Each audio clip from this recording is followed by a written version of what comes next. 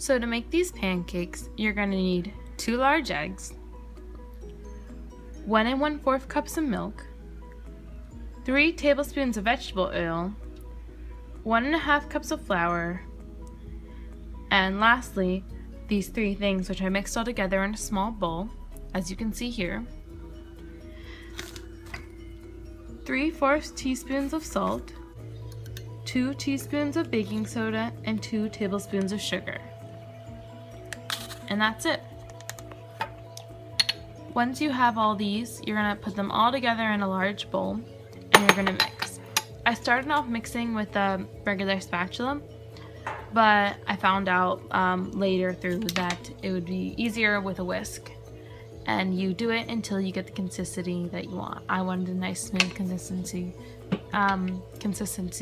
for my pancakes. And so you're just going to do that until you get what you like.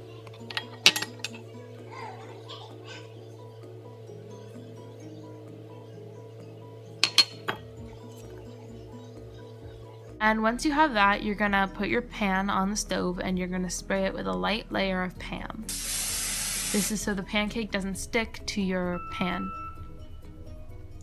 And once you do this, you're gonna put your stove up to, I originally did about 9, so like high, but that didn't work out. So on my second try, which you can see here, I put it to about 6, and that turned out pretty well. And you're gonna use a ladle to spoon the mixture onto the pan. And once you start to see little bubbles forming, you're gonna flip it over and you're gonna wait a little there. And you can press down on it if you want to have a thinner pancake. And that's it. That's pretty much to making pancakes. Now let's get to the science behind your tasty pancakes. So we're gonna start out with tons of proteins, different shapes. They're like little squiggly bunches from your egg. Now as this egg heats up, the proteins start to unravel and solidifies. Also creates a great taste that we all know and love. Next we go on to the bubbles. The baking soda, I spelled it wrong. Baking soda creates carbon dioxide within the pancake, creating nice fluffy bubbles, giving it the nice fluffy texture that we know and love of pancakes. Then what happens is the Maillard reaction. This happens when proteins and sugars unravel and form together. This creates a light brown look of pancakes and makes it super, super tasty. We've evolved to like it. Next, we got caramelization.